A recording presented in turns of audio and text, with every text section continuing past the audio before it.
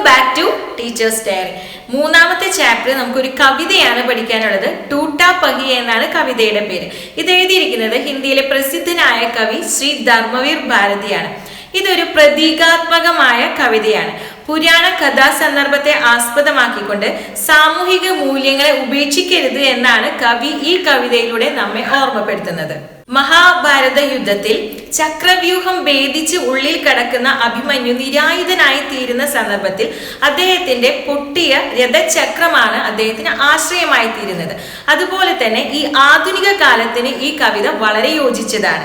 ഭരണകർത്താക്കൾ അല്ലെങ്കിൽ ഭരണപക്ഷം സാധാരണ ജനങ്ങളെ ചൂഷണം ചെയ്യുമ്പോൾ അതിനെതിരെ പോരാടാനായി നമ്മൾ നിസ്സാരം എന്ന് കരുതുന്ന വസ്തുവോ വ്യക്തിയോ നമുക്ക് ആശ്രയമായി മാറിയേക്കാം. അതുകൊണ്ട് തന്നെ ഒന്നിനെയും, ഒരു വ്യക്തിയെയും ഒരു വസ്തുവിനെയും നിസ്സാരമായി കാണരുത് എന്നാണ് കവി നമ്മളോട് ഓർമ്മിപ്പിക്കുന്നത്. കവി തനിക്ക് പറയാനുള്ള കാര്യങ്ങൾ ഒരു ചക്രം നമ്മളോട് പറയുന്ന രീതിയിലാണ് അദ്ദേഹം ഈ കവിത അവതരിപ്പിച്ചിരിക്കുന്നത്. വളരെ മനോഹരമായ ഭാഷയിലാണ് കവിതയുടെ അവതരണം.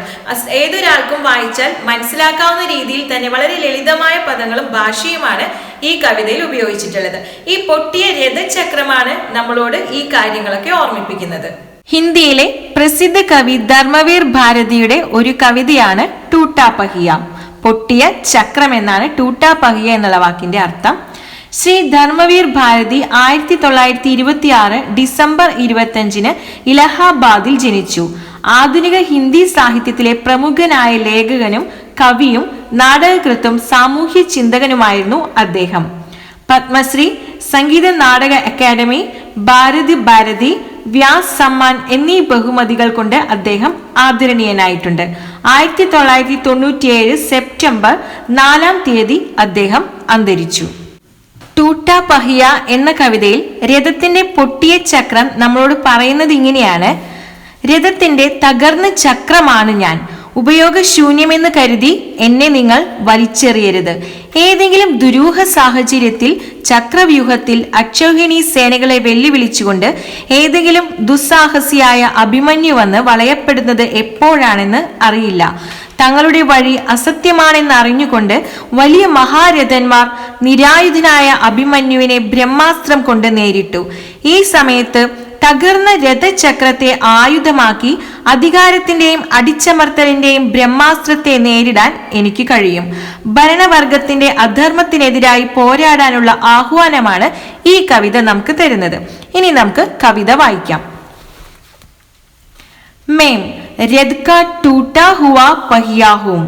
ഞാൻ രഥത്തിന്റെ പൊട്ടിയ ചക്രമാണ്. ലേക്കിൻ മുझे फेंको मत. എന്നാൽ എന്നെ വലിച്ചെറിയരുത്.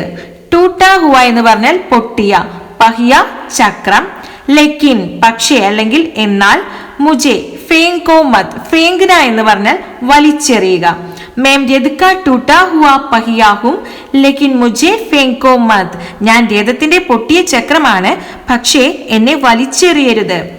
ക്യാ ജാനെ കബ് इस दुरूह चक्रव्यूह में अक्षौहिणी सेनाओं को चुनौती देता हुआ कोई दुस्साहसी अभिमन्यु आकर गिर जाए.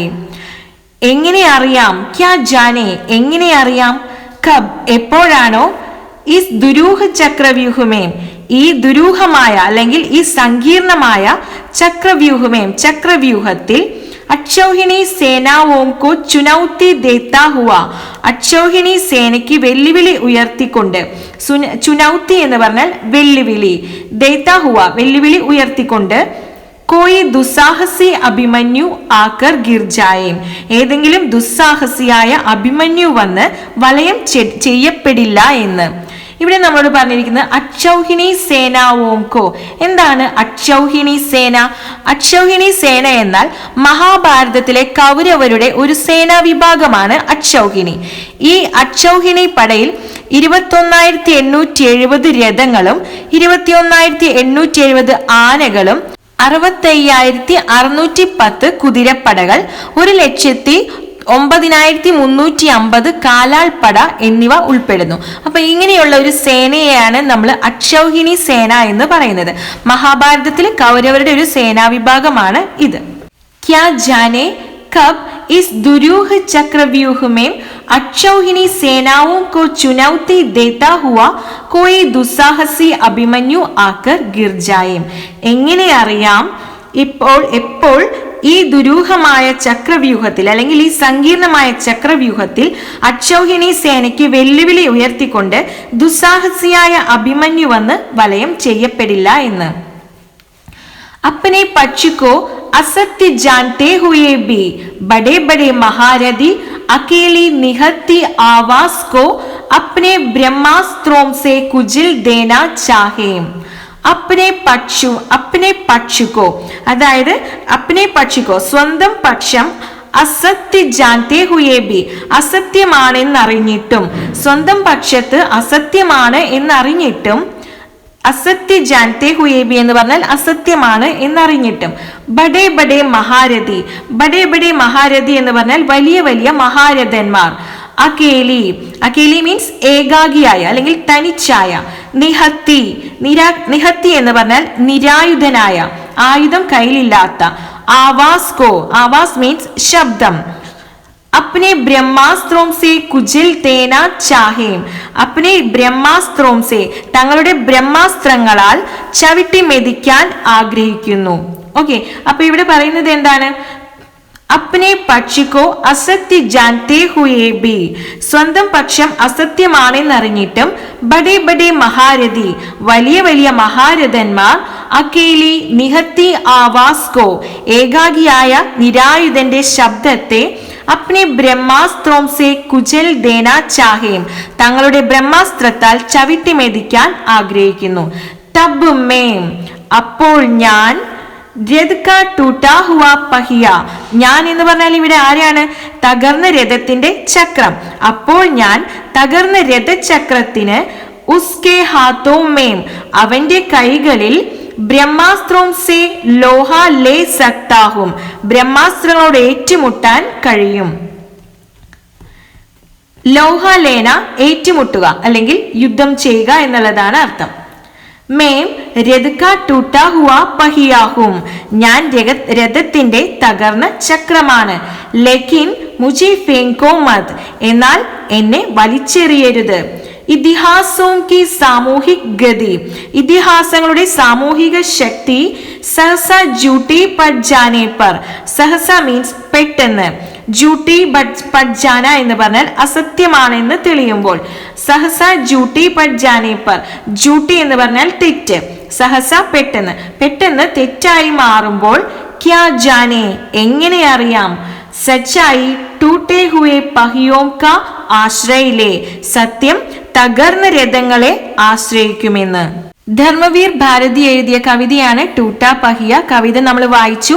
ഈ കവിതയിൽ കവി പറയുന്നത് നിസ്സാരം എന്ന് കരുതി നാം ഉപേക്ഷിക്കുന്ന വ്യക്തിയോ വസ്തുവോ അവസരം വരുമ്പോൾ നമുക്ക് വളരെ ഉപകാരപ്പെടുമെന്നാണ്. അപ്പൊ ഈ കവിതയിൽ നിന്ന് ഓർത്തിരിക്കേണ്ട കുറച്ച് പോയിന്റ്സ് ആണ് നമ്മൾ അടുത്തത് പറയുന്നത്. ഒന്നാമത്തെ, ടൂട്ടാ പഹിയ കിസ്കാ പ്രതീക് ഹേ പൊട്ടിയ ചക്രം എന്തിന്റെ പ്രതീകമാണ്? ആൻസർ ലഘു ഔർ ഉപേക്ഷിത് മാനവ് കാ. രണ്ടാമത്തെ ക്വസ്റ്റ്യൻ, മുझे फेंको मत യഹാ മേം കോൻ ഹേ എന്നെ വലിച്ചെറിയരുത് ഇവിടെ ഞാൻ ആരാണ്? ആൻസർ ടൂട്ടാ പഹിയ. തേർഡ് ക്വസ്റ്റ്യൻ, അക്ഷൗഹിണി സേനാओं को कौन चुनौती देता रहा അക്ഷൗഹിണി സേനകളെ വെല്ലുവിളിച്ചുകൊണ്ടിരുന്നത് ആരാണ്? ഉത്തരം അഭിമന്യു. इस कविता से हम क्या समझ सकते हैं ഈ കവിതയിൽ നിന്ന് നമുക്ക് എന്ത് മനസ്സിലാക്കാൻ സാധിക്കും? तुझ सी लगने वाली वस्तु भी सांत्वना देने में समर्थ हो जाएगी തുച്ഛമെന്ന് കരുതുന്ന വസ്തു പോലും സാന്ത്വനം നൽകാൻ സമർത്ഥമായിരിക്കും. ഈ കവിതയിൽ വരുന്ന വാക്കുകളുടെ അർത്ഥങ്ങൾ നിങ്ങൾക്ക് അറിയാത്തതുണ്ടെങ്കിൽ എഴുതിയെടുക്കണം. അപ്പൊ വാക്കുകളുടെ അർത്ഥങ്ങൾ നമുക്കൊന്ന് പറയാം. ടൂട്ട എന്ന് പറഞ്ഞാൽ പൊട്ടിയ, ബ്രോക്കൺ. പഹിയ എന്ന് പറഞ്ഞാൽ ചക്രം, വീൽ. ഫേങ്ക്ന എന്ന് പറഞ്ഞാൽ എറിയുക എന്നാണ് അർത്ഥം, ടു ത്രോ. ദുരൂഹ് എന്ന് പറഞ്ഞാൽ സങ്കീർണമായ, കോംപ്ലിക്കേറ്റഡ്. ചുനൗത്തി എന്ന് പറഞ്ഞാൽ വെല്ലുവിളി, ചലഞ്ച്. ഗേർണ എന്ന വാക്കിനർത്ഥം വളയുക, ടു എൻസർക്കിൾ. മഹാരഥി എന്നാൽ വലിയ വീരൻ, ഗ്രേറ്റ് ഹീറോ. അകേലി എന്നാൽ ഒറ്റയ്ക്ക്, എലോൺ എന്നാണ് അർത്ഥം. നിഹത്തി എന്ന വാക്കിനർത്ഥം നിരായുധനായ, അൺആംഡ്. ആവാസ് എന്നാൽ ശബ്ദം, സൗണ്ട് എന്നാണ്. കുചൽന എന്ന് പറഞ്ഞാൽ ചവിട്ടി മെതിക്കുക, ടു ക്രഞ്ച്. ലോഹാലേന യുദ്ധം ചെയ്യുക, ടു ഫൈറ്റ്. ഇതിഹാസ് എന്നാൽ ചരിത്രം, ഹിസ്റ്ററി എന്നാണ് അർത്ഥം. സഹസ പെട്ടെന്ന്, സഡൻലി.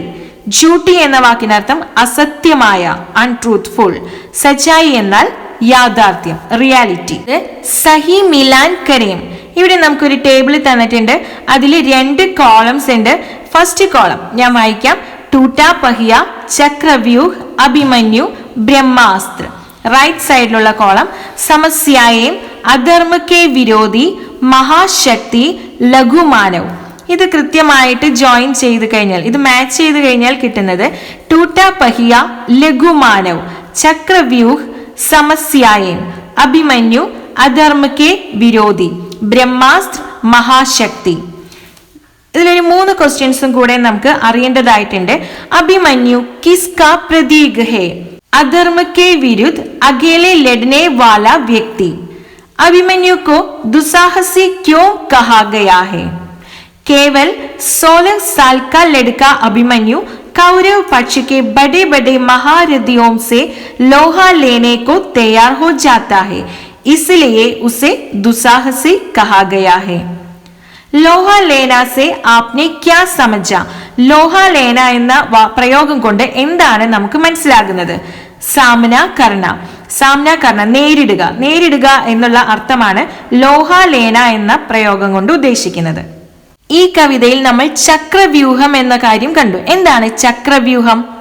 മഹാഭാരത യുദ്ധത്തിലെ മികച്ച യുദ്ധതന്ത്രം. ചക്രത്തിന്റെ ആകൃതിയിൽ യുദ്ധക്കളത്തിൽ യോദ്ധാക്കളെ അണിനിരത്തുന്ന പ്രത്യേക രീതി. ചക്രവ്യൂഹം ഭേദിക്കാൻ പ്രയാസമാണ്. ദ്രോണാചാര്യരാണ് ഇത് സൃഷ്ടിച്ചത്. ഇനി നമുക്ക് പാഠപുസ്തക പ്രവർത്തനങ്ങൾ നോക്കാം. ആദ്യത്തെ പഠേം. അപ്നെ പക്ष को असत्य जानते हुए भी बड़े बड़े महारथी अकेली निहत्ती आवाज को अपने ब्रह्मास्त्रों से कुचल देना चाहे. इन पंक्तियों के आशय पर चर्चा करें. पांडवों और कौरवों के बीच हुए युद्ध को धर्म और अधर्म के बीच का युद्ध माना जाता है. പാണ്ഡവരും കൗരവരും തമ്മിലുള്ള യുദ്ധത്തെ ധർമ്മവും അധർമ്മവും തമ്മിലുള്ള യുദ്ധമായാണ് കണക്കാക്കുന്നത്. ചക്രവ്യൂഹമേ घुसकर अभिमन्यु बड़ी वीरता से लड़ाई करने लगा.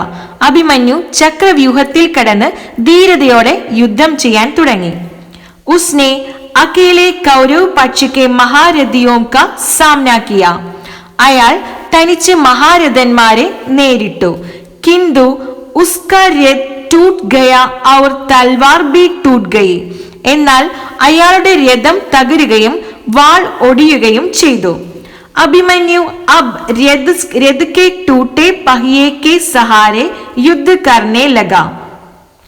അപ്പോൾ അഭിമന്യു തന്റെ പൊട്ടിയ ചക്രത്തിന്റെ സഹായത്താൽ യുദ്ധം ചെയ്യാൻ തുടങ്ങി.